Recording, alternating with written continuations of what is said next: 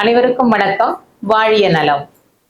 ஆங்கில புத்தாண்டு பலன்கள்ல 2026ல சிம்ம ராசிக்காரங்களுக்கு எப்படி இருக்கு அப்படிங்கிறத பார்க்க போறோம். இதுல நம்ம ஒவ்வொரு செக்டாரா பிரிச்சுக்கலாம். ஃபேமிலி வைஸ், ஃபேமிலி மேன் அப்படின்னு சொல்லும்போது குடும்பத்துக்கு எப்படி இருக்கும் அப்படின்னு சொல்லி பார்க்குறோம். இதுல சிம்ம ராசியில வந்து இப்ப கேது பயிற்சி அடைஞ்சு சந்திரனோட சேர்ந்து உட்கார்ந்துருக்கார். சிம்ம ராசியில கேது உட்கார்ந்துருக்கார். நேர் 7ஆம் பாவத்துல ராகு உட்கார்ந்துருக்கார். அப்போ கணவன் மனைவி உறவு நிலை எப்படி இருக்கும் அப்படின்னு சொல்லி பார்த்தோம்னா, போன வருஷத்தை விட இந்த வருடம் அப்படிங்கிறது கொஞ்சம் பெட்டரா இருக்கும். இப்ப வந்து கணவன் மனைவிக்கான இன்டிமசியான டைம் அப்படிங்கறது அலாட் பண்ண முடியதா இருக்கும். ஆனா உறவுகளால் வரக்கூடிய சில சில தொந்தரவுகள் அப்படிங்கிறது வந்து இருந்துட்டு தான் இருக்கும். போன வருஷத்தை விட இந்த வருஷம் வந்து கொஞ்சம் அந்யோன்யம் வந்து அதிகமாக தான் இருக்கும். அதே சமயத்துல 8ஆம் பாவத்துல சனி இருக்கிறதுனால கொஞ்சம் வேலை நிமித்தமாகவோ தொழில் நிமித்தமாகவோ கொஞ்சம் தூரம் போயிட்டு வரக்கூடிய அமைப்பு, வாரத்துல ஒரு தடவை வருது, மந்த்லி ஒன்ஸ் வர்றது, அதுக்கான டைம் அப்படி இருக்கும். இதுல இந்த ஃபேமிலி லைஃப் அப்படின்னு வரும்போது இதுல பிரிவினைகளை சந்திக்கக்கூடிய அமைப்புகள்லாம் இருந்திருக்கும் இல்லைங்களா? அவங்களுக்கெல்லாம் வந்து இப்ப பிரிவினைகள் கிடைச்சிரும்.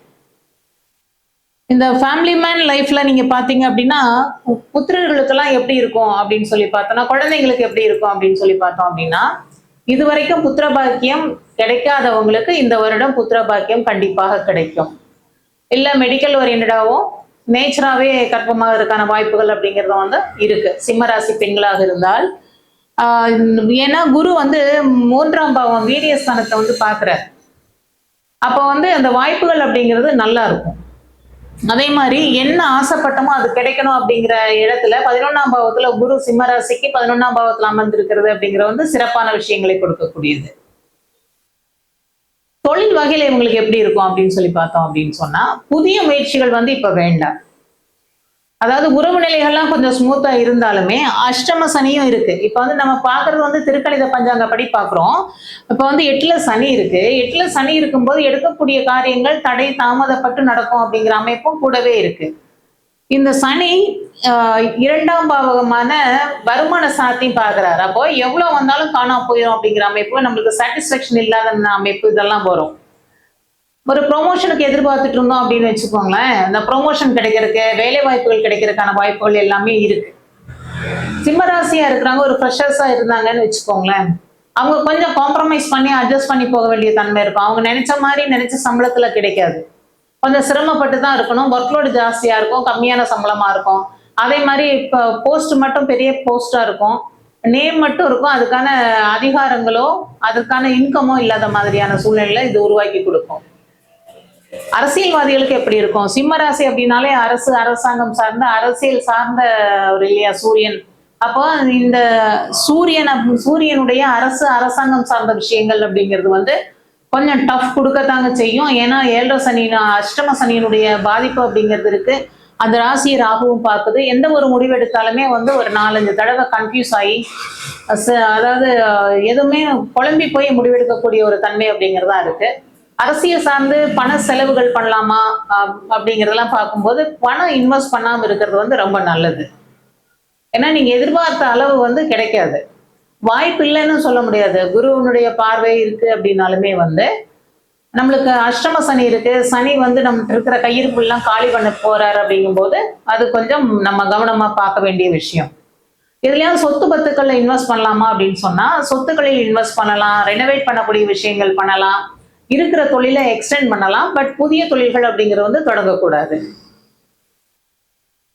அதாவது வீடு கட்டுறது, வீட்டுக்கு லோன் வாங்குறது, இந்த மாதிரியான விஷயங்கள்லாம் நல்லா இருக்கும். ஜாப்ல இருக்கிறவங்களுக்கு இடமாற்றம் அப்படிங்கிறது வரும், ப்ரொமோஷன் வரும், அதுவும் நல்லா இருக்கும். இப்போ ஏதாவது தடைகள் வந்துட்டே இருக்கு இல்லையா? இப்போ இது எப்படி இருக்குன்னா ஜூன் வரைக்கும் ஒரு 6 மாத காலங்கள் அப்படிங்கிறது வந்து நம்மளுக்கு டஃப் கொடுக்கும். அதுக்கப்புறம் வந்து குரு பயிற்சி அடைஞ்சு உச்சமான இடத்துல விரயஸ்தானத்துல இருக்கும்போது சுப விரயங்கள் எல்லாமே தாராளமாக பண்ணலாம். அதாவது இவங்களுடைய ராசிக்கு 5ஆம் பாவத்துக்குரியவர் வந்து குரு, 5, 8க்குரியவர் குரு வந்து 12ஆம் பாவத்துல இருக்கும்போது திடீர்னு நாள்பட்ட கடன்கள் நம்மளுக்கு வர வேண்டியது வராம நிக்கிறது எல்லாமே வந்து சேர்றதுக்கான அமைப்புகள் அப்படிங்கிறது இருக்கு. அதே மாதிரி உறவுகள்ல வந்து ரொம்ப பிரிவினைகளையும் பிணக்கமா இருந்த உறவுகள்லாம் வந்து மறுபடியும் நம்ம கூட ஒட்டிக்கிறதுக்கான வாய்ப்புகள் அப்படிங்கிறது இருக்கு. அப்போ கல்வி சரி, ஜாப் சரி, தொழில் அப்படிங்கிறது நம்ம எக்ஸ்டெண்ட் பண்ணக்கூடாது. புத்திர பாக்கியம் அப்படிங்கிறது இருக்கு. திருமணம் ஆகாதவர்களுக்கு திருமணம் கூடி வரும். சட்ட ரீதியான பிரச்சனைகள்ல குடும்ப பிரிவினைகளை நோக்கி இதுவரைக்கும் எதிர்பார்த்து இருந்தவங்களுக்கு அவங்களுக்கு சாதகமா டிவோர்ஸ் கிடைக்கக்கூடிய அமைப்போல இருக்குது. மறு திருமண வாய்ப்புகள் அப்படிங்கிறதும் இந்த ராசிக்கு சிறப்பாகவே இருக்கு.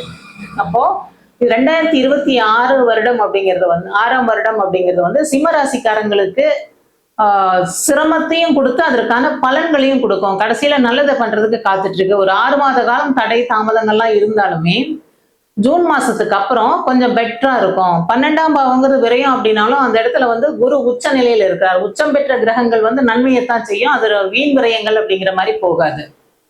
வயசானவங்க வீட்டுல இருக்கவங்களுக்கு ஒரு ஏஜ்டு பர்சன் சிம்மராசியாக இருந்தாங்கன்னா அவங்களுக்கு எப்படி இருக்கும் அப்படின்னு சொன்னா கண் சம்பந்தமான தொந்தரவுகள், இந்த காது மூக்கு தொண்டை சம்பந்தமான பிரச்சனைகள் வரும். அதே மாதிரி பல்லு எலும்பு சம்பந்தமானது டிஸ்க் ப்ராப்ளம் இந்த மாதிரி இருக்கும். ஆனால் ஏதாவது கர்மகாரியங்கள் பண்ணணுமா அப்படின்னா ஆயுள் கண்டங்களை கொடுக்குமா அப்படின்னா கண்டிப்பா இந்த வருடம் கொடுக்காது. ஏன்னா ஆயுள் ஸ்தானத்துல சனி உட்கார்ந்துருக்கு. இன்னொன்னு என்ன அப்படின்னு பாத்தீங்க அப்படின்னு சொன்னா சனியும் குருவும் வந்து சனிக்கு கேந்திரத்துல குரு இருக்கும்போது எவ்வளவு சிரமங்களை கொடுத்தாலுமே வந்து கெடுதலை பண்ண விட மாட்டார் குரு. சனி பார்வை 2ஆம் பாவத்துக்கு இருந்தாலும் கூட சனிக்கு கேந்திர ஸ்தானத்துல சனி இருக்கிற ராசி அதிபதி இருக்கிறதுனால கெடுதல்களை வந்து பெரிய அளவுல பண்ண மாட்டார். என்ன வந்தாலும் என்ன கஷ்டம் வந்தாலும் அதை செறிஞ்சிட்டு முன்னேறுவோம் அப்படிங்கிறது வந்து சிம்ம ராசிக்கு இருக்கு. பொதுவாகவே சிம்ம ராசி என்ன சொல்லுவாங்கன்னா பெருசா ஜோதிடம் நம்பிக்கை அப்படிங்களா, எனக்கு எதுவா இருந்தாலும் அளவா தாங்க நான் நம்புவேன், எனக்கு தேவையானது எடுத்துப்பேன், தேவையில்லாதெல்லாம் நான் விட்டுருவேன், அப்படியெல்லாம் எனக்கு பெரிய நம்பிக்கைகள்லாம் இல்லைங்க, உழைச்சா முன்னேறுவோம், அப்புறம் நடக்கிறது நடக்கட்டும் பார்த்துக்கலாம் அப்படிங்கிற மனநிலையில தான் இருப்பீங்க. ஆனா கூட இந்த கிரக நகர்வுகள் வந்து உங்களுக்கு ஒரு முன்னெச்சரிக்கையா கொஞ்சம் பார்த்து பண்ணலாம், செலவுகளை பார்த்து பண்ணலாம். திடீர்னு இப்ப இன்வெஸ்ட் பண்ணீங்கன்னா சரியா வராது. இன்வெஸ்ட் பண்ண வேண்டிய விஷயங்கள் அப்படின்னு பார்த்தோம்னா வீடு, இடம், மியூச்சுவல் ஃபண்டு அந்த மாதிரி பண்ணலாம். இந்த கிரிப்டோ கரன்சி மாதிரியான விஷயங்கள், illegal currencies, forex trading, share market இதுல எல்லாம் வந்து பெரிய அளவுல நீங்க இறங்குனீங்க அப்படின்னு சொன்னா இந்த தடவை தடுமாற வேண்டியது வந்துடும். இதுல என்ன முக்கியமான விஷயம் அப்படின்னு பார்த்தோம்னா இதுல சொல்லக்கூடிய நெகட்டிவான பலன்களும் சரி பாசிட்டிவான பலன்களும் சரி உங்களுக்கு நடக்கிற திசா புத்திகளை அனுசரிச்சு நல்ல திசா புத்திகள் நடந்ததுன்னா நன்மைகள் அதிகமா இருக்கும். கெடுதலான திசா புத்திகள் இருந்ததுன்னா இது அப்படியே எல்லாமே கெட்ட பலன்கள் அப்படிங்கிறது கெடு பலன்கள் அப்படிங்கிறது வந்து அதிகமா கொடுத்துரும் உங்களுக்கு. அதே மாதிரி தூர தேசத்துல இருக்கிறவங்களுக்கு வருமானம் சார்ந்து தொழில் சார்ந்து தூர தேசங்கள் போலாமா, அயல் நாடுகள்ல வேலை கிடைக்குமா அப்படின்னா கண்டிப்பா கிடைக்குங்க. ஆனா கொஞ்சம் காம்ப்ரமைஸ் பண்ண வேண்டியது இருக்கும், ஒர்க்லோடு ஜாஸ்தியா இருக்கும். அதே மாதிரி நீங்க நினைச்ச மாதிரி கம்பெனில சேர முடியாது.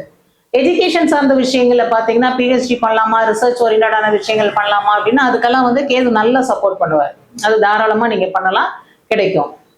அப்போ குழந்தைகள் வகையில வந்து உங்களுக்கு நல்ல பலன்கள் தான் இருக்குது. ஒன்லி நீங்க கான்சென்ட்ரேட் பண்ண வேண்டியது அரசியல் ரீதியான விஷயங்கள்ல பணம் இறக்குறதையோ புதிய தொழில்கள் செய்யறதையோ வந்து ரொம்ப கவனமா இருக்கணும். பண இன்வெஸ்ட்மெண்ட் அப்படிங்கிறது வந்து ரொம்ப கவனமா இழப்பீடுகள் இல்லாத துறைகள்ல தான் நீங்க இன்வெஸ்ட் பண்ணணும். கேம்பிளிங் மாதிரியான விஷயங்கள் எல்லாம் போகும்போது உங்களுக்கு அது வந்து ரொம்ப பெரிய மைனஸ் பாயிண்ட கொடுத்துரும். சரிங்களா? ஸோ இந்த பதிவு உங்களுக்கு பிடிச்சிருக்கும்னு நம்புறேன். பிடிச்சிருந்தா லைக் பண்ணுங்க, ஷேர் பண்ணுங்க, கமெண்ட் பண்ணுங்க. நன்றி. மீண்டும் அடுத்த பதிவில் சந்திக்கிறேன்.